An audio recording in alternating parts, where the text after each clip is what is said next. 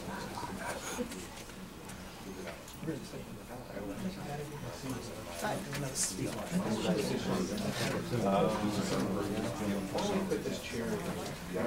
right, good morning, everybody. Good morning, everybody. Good morning. All right, good. I know it's early. Sorry for getting started late today. Looks like we had some miscommunication with the front desk here. The room set up a little bit late, so we apologize for being tardy.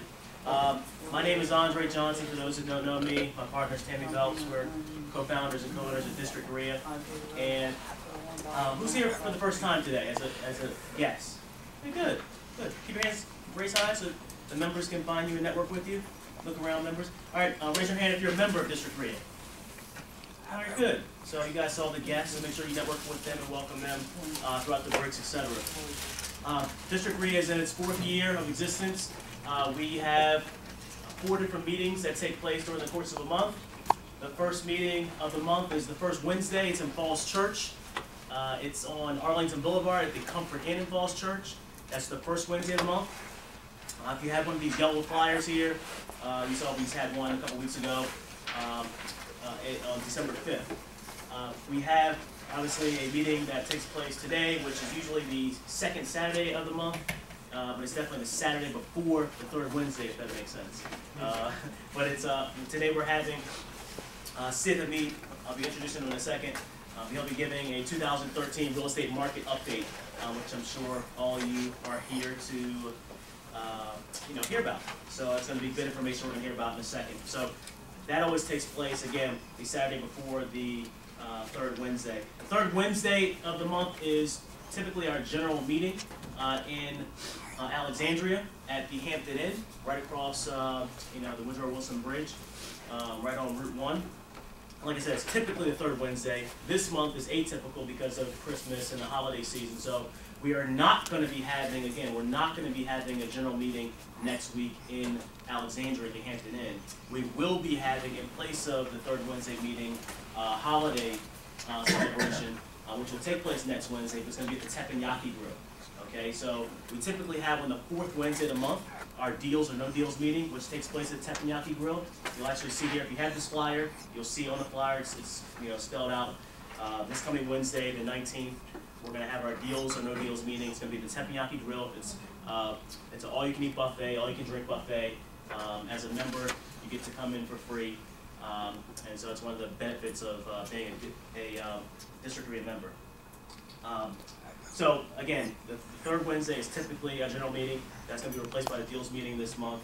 And then typically every 4th Wednesday we have the deals or no deals meeting at the Teppanyaki Grill. So if you missed all that, no tests, the flyer's right here, and all the details are there. So that's a little bit confusing. If you flip over the flyer here, you'll see the benefits of our District REI membership. I'm not going to read it to you, but I just encourage you to take a look at, you saw the number of hands that went up that are members. Obviously, there's tremendous value in being a District REI member. The education we deliver to you on a monthly basis, you get to come to these meetings for free as a member. But more importantly than that is we give you the tools and support with the membership to help you get out there and do your first deal if you're looking to do your first real estate deal. How many of you in the room are looking to do your first real estate deal? Don't be shy, raise your hands. Okay, good. And so the ones that are in the room that didn't raise their hand, more than likely, they're not telling the truth, but some of those people actually have done a deal, and they can help you along that process. All right, so let's get into the nuts and bolts of the content today. Sid Hameed, known Sid for about 6 years. Now Sid is very experienced in a number of different niches of real estate. Sid owns his own real estate brokerage, Next Stage. Sid has his own construction company, Brickfront Properties, which is also a real estate investing firm. Sid's very knowledgeable in not only real estate investing, but just more importantly, just from a global business perspective, he understands from a macro level, what is coming, down the pike, or what is on the horizon, and what's impacting real estate, the markets, decisions, commercial, residential, etc. So, District REI has strategically aligned with Sid in terms of creating an investor agent education program, some of which you're going to hear about today. So without further ado, I want to have Sid come on. He's going to be talking about the state of the real estate market in 2013, all the opportunities that are locally here in your backyard for you to start making money in 2013. So Sid, come on. All right, hi buddy. Thank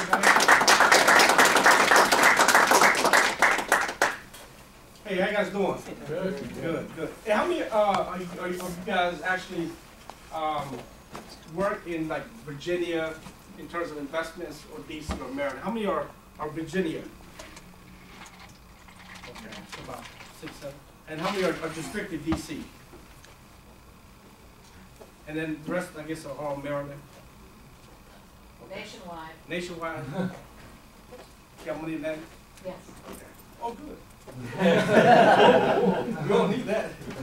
All right, well, look, hey, I'm Sid Hameed. Like Andre say, you know, I've been in the business for years. You guys can Google my name. I bought and sold multiple businesses, and I have a construction company as well as a brokerage company, and I've been involved in hundreds of different transactions since 1988. All right, so we're gonna talk about the state economy, and all the stuff that we're gonna talk about is basically in our backyard, the stuff that's actually happening right here around 495, 395, 295, you know, right here in our particular area. So we took a lot of time to put this presentation together for you guys to give you some real data, like this is real numbers as of last month in terms of where we were to where we are. All right, so the market has changed tremendously. All right, my story, I came to this country in 1976. At the age of 15, I began working in construction, and you know, I just love tearing stuff down and building it up. And so I developed a passion of real estate, and I had met a guy in Arlington, Virginia back in the 80s, a multi-millionaire. He had written many books about real estate, and he started kind of coaching me, talking to me a little bit about real estate. Bought my first house with some of his knowledge and information in 1988. Like I said, I'm currently owner of the Brickfront properties and Next Stage First Realty. We're a full service real estate investment / retail business. So what that means is we work with a lot of investors, but we also work with the retail market as well. So your regular buyers and sellers and so forth, as well as a lot of wholesalers and investors and people that want to learn about the real estate investment arena. And most of us out here, you know, you gotta have knowledge on both sides. All right, again, the gold mine. I mean, this is right here in your background. It's right here in the area of 295, 495, 395. The nation's capital, the United States. Right, we did a survey on this thing off of one of the websites. Offers the most in terms of all the population: Chicago, California, Detroit, all the areas. Offers the most metropolitan cities, is the fastest growing in jobs, population, home sales, and the government in terms of how the government is growing, the lobbyists, the particular law firms, and we're going to get into all the different data and stats on the next slide here. This was an interesting slide. We found this on one of the websites here at the Department of Labor and Statistics. But this particularly shows how the American, regular average American that makes about $63,000 a year, and how to spend their money from basically food to alcohol to insurance and so forth.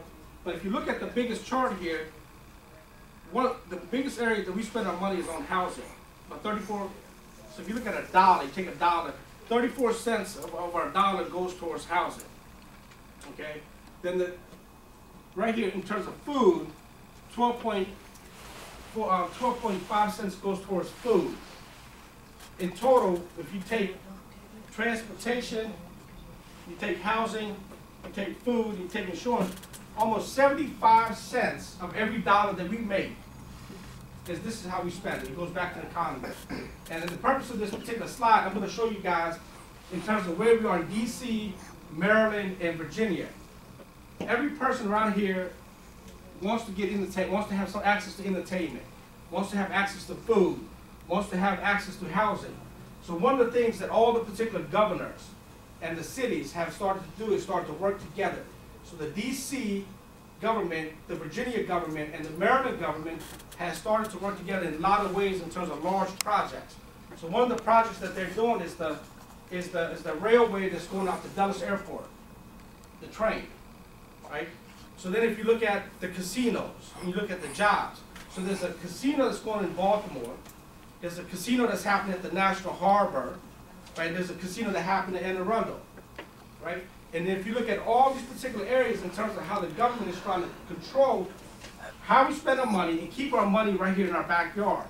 Because when we spend our money in our communities, it creates jobs. It creates consumer spending. It creates economic growth. So we're going to talk about this and get into a little bit further. But the illustration of this is each one of us in this particular room, this is how we spend our money. This is exactly how we spend our money.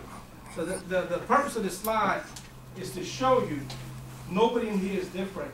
The goal is to spend the money in our backyard so we can help our own communities grow and develop and create better schools, better teachers, and so forth. So we're going to get into this a little bit further. All right, here's 4 phases of real estate cycle. So you got phase 1, which is recovery. You got phase 2, which is expansion. Phase 3, which is hyper supply, and phase 4, recession. So right now, where we are, we're in phase 2 right now. Is where we are right now. And I'll explain in terms of why I state that, and we'll get into more of the slides later on. But in terms of how the market went down from 2008 to all the way to 2012, in the last 5 or 6 years, and you look at where we were from 2000 to 2006, how the market just took off. One of the biggest problems that we had when the market took off, the home values were going up, but people's incomes were not going up. People's income stayed the same, but homes values were going up like 3, 4, 5 times. And people were using their homes as ATM machines. They were taking out second and third mortgages and buying cars and boats and so forth. So we're going to get into that.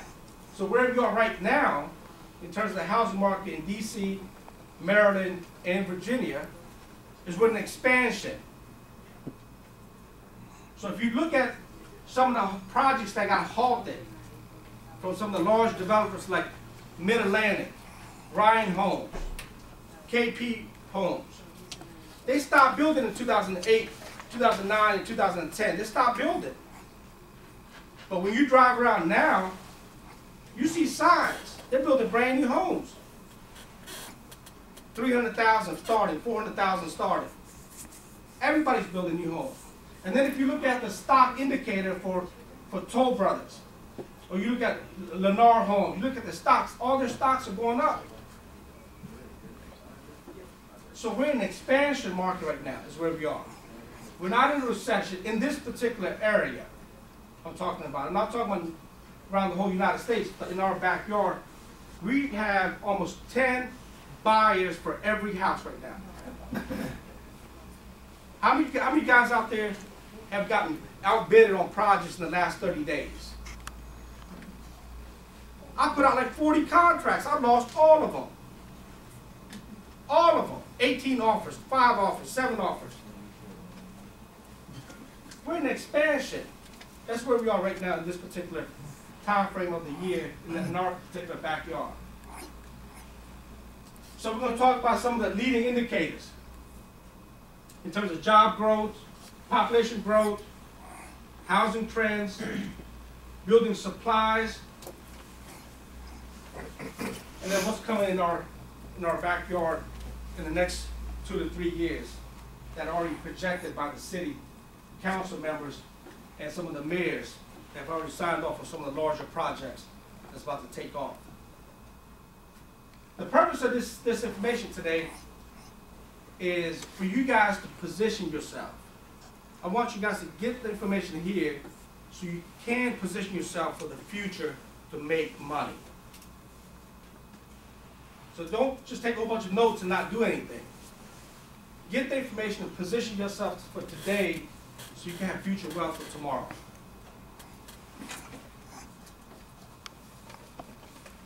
All right, job growth. In our particular area, the BLS stands for Bureau of Labor Statistics, is the website that we got this information from, as well as the evident news source. Okay, so take a look at this. It says in the top 10 metros with the greatest projected job growth over the next 10 years, 2020, out of 100 of the largest cities. Washington, D.C., Arlington, Alexandria, D.C., and Northern Virginia, Maryland, West Virginia is the number one area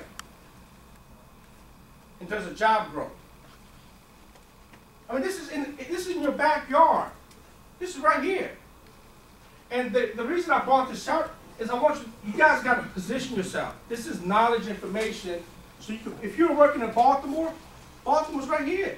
If you're working in Virginia, Virginia's right there. So, do something with the knowledge and information and position yourself.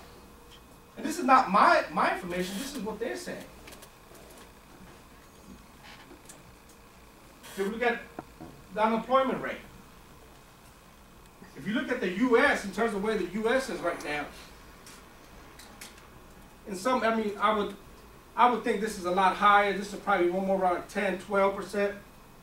If you take a lot of the part-time people that are not working, and a lot of people just gave up, just to forget it, and so I think that's a lot higher.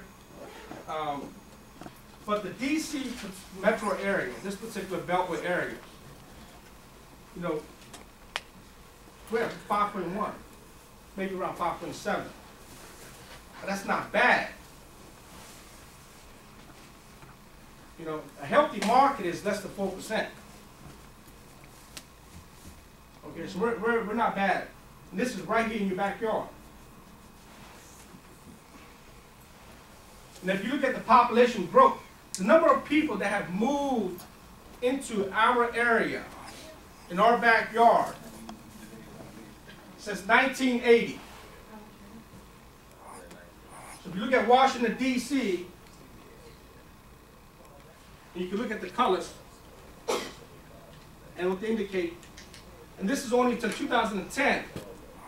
There's actually been over another 7 million people since 2010 and 2012 have moved in our area.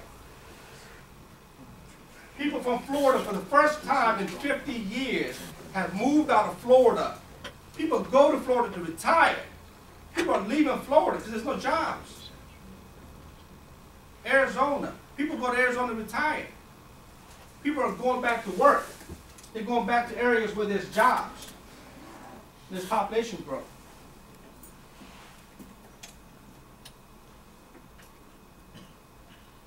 So if you notice, each one of my slides says no excuses. Winners take action, and losers don't.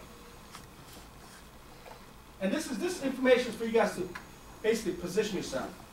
Is to take the knowledge and do something about it. And position yourself. And this continues on to the population growth. It's estimated over 10 million people will move to these areas over the next 10 years. So these numbers are from 2010, so they're already higher. So just imagine from 2012 to 2022. There's only so much land around here. And when we drive down D.C., what are they doing? They're tearing down a bunch of stuff and they're going up higher. When you drive down Arlington, same thing. When you drive down Bethesda, same thing. They're going into some of the key neighborhoods, tearing down those ramblers and putting up 10,000 square foot homes. That's happening. There's not that much land around here.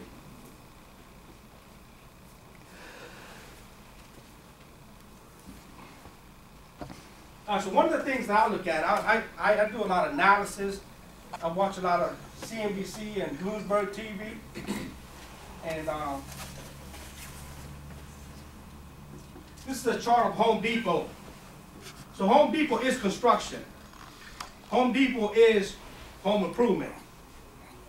You got your lumber, you got your windows, you got your doors, you got your electrical, you got your plumbing, you got your roofing, you got all your materials at Home Depot. If you look at the chart in terms of how their stock has been going up, the only reason somebody's stock goes up is when they're making money, when they're selling stuff, right?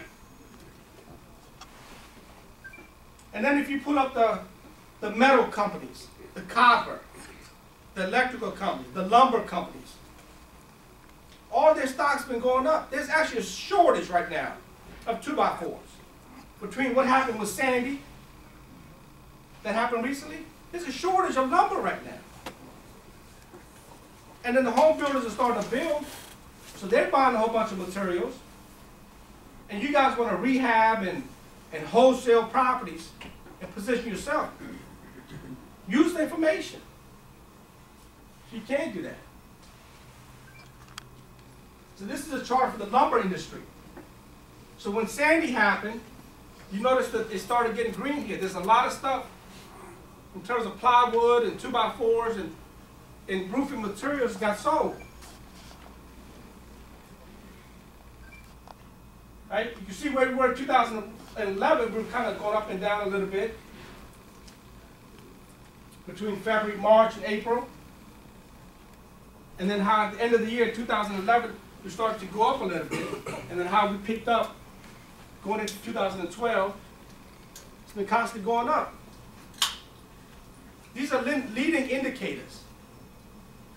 These are leading indicators. So if you look at Goldman Sachs, you look at all these major guys that are moving billions and billions of dollars, they look at data.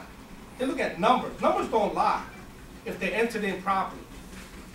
Right? They don't lie. So if you watch the data and you apply that to our own local backyard in terms of what's happening here, we should be positioning ourselves right now with a big-ass wheelbarrow. There's a lot of money out here. There's a lot of money in this area.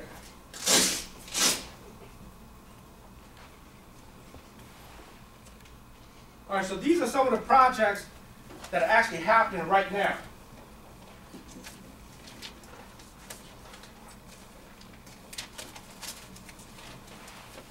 So the National Harbor, Fort Washington, there's actually right now on the books to have 3 new hotels go up in that area. And that's also where the casino's going. Okay, the gay marriage bill that was passed. Okay? I mean, that's a huge, huge thing for us for DC, Maryland, and Virginia. It's a huge thing.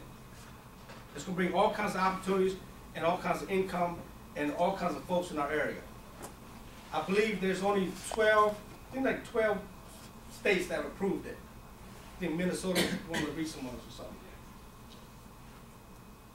And then if you look at the fastest growing job market in the U.S., this is right here in our backyard.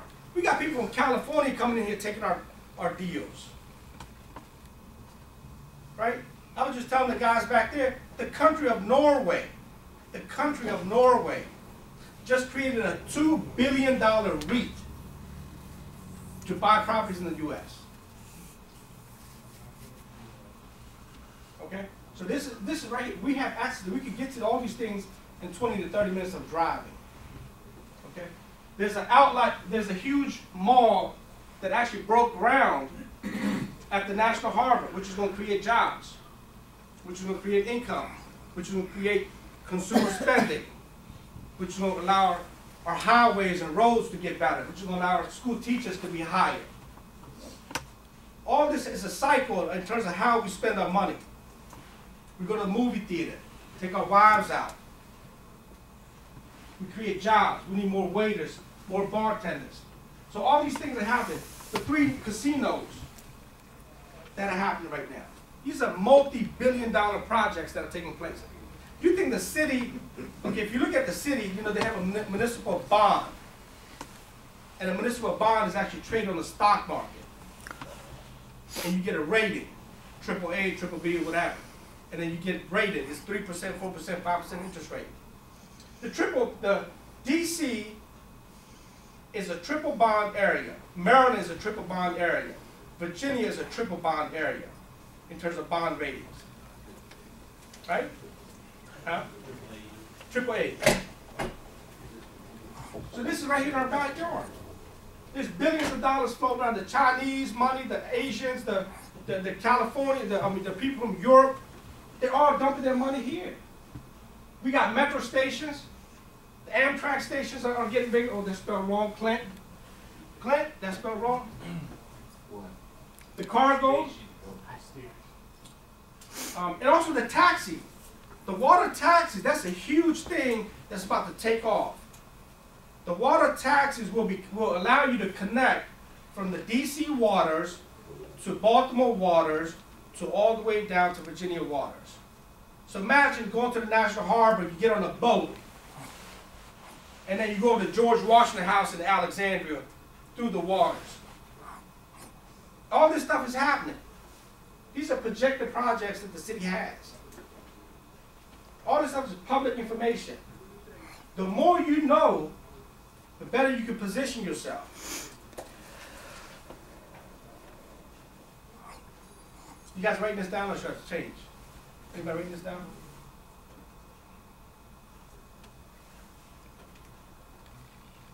All right, so this particular chart right here, what this shows us in terms of consumer index. Each one of us are consumers, especially my wife. She loves buying shit. Okay? I make $1, she spends $2. So what this shows us is one of the things you guys probably heard, that the savings rate in the U.S. has increased. People are saving a lot more money. Right? People are scared in terms of what happened in the last 7, 8 years. What Bernie Madoff did to us, what Alan, forget Alan's last name. Greenspan? No, not Greenspan. The guy that went down to Bahamas with all that money, like $50 billion. I don't think about it. But the goal is, people in the last 5 years, their retirement plans have went upside down. Okay? People thought they were going to retire. There's people at Walmart that are 50, 60 years old working. Okay? So you got to learn from what's happened in the last 5 years. Have they positioned themselves a little bit better and have a little bit more knowledge? Maybe some of them could have saved themselves. It's all about knowledge. So what this particular chart tells us, in January of 2012, everybody that made $1 actually only spent 85 cents. They started to save some money, right? But if you notice, when we get around November, what happens? Holidays kick in. Thanksgiving, turkey, families coming in town, Christmas shopping. You know, you got to get stuff. People spend more money. People are spending 91 cents of every dollar in November of 2012. So the new normal, you know, when I came to this country in the 70s, you know, my dad said, look, you make $1, you live off of 50 cents. Another 50 cents go to the side. That's how we live. Today, people make $1, they want to spend $2, $3 and live off of credit cards. Oh, I got a 30-day grace period, and I'll pay it just before the bill comes in. Well, what if your tire goes bad? Or what if your car goes in the shop? Then what? People are living outside their means. And that's what's going on with this country. We've been spending so much money. If you look at the cliff, the financial cliff, that the Republicans and the Democrats are going back and forth messing with our goddamn money. Right? They're spending a lot of money and they don't have enough income coming in. 67% of the U.S. people do not pay taxes. 67%. Look it up on the IRS website. 67% of this country is not paying taxes. Look it up.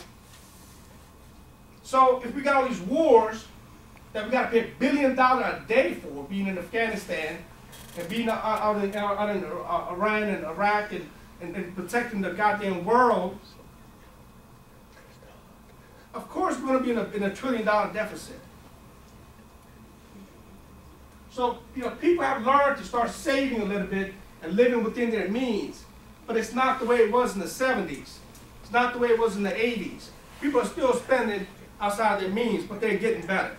So this particular chart shows you wherever you work.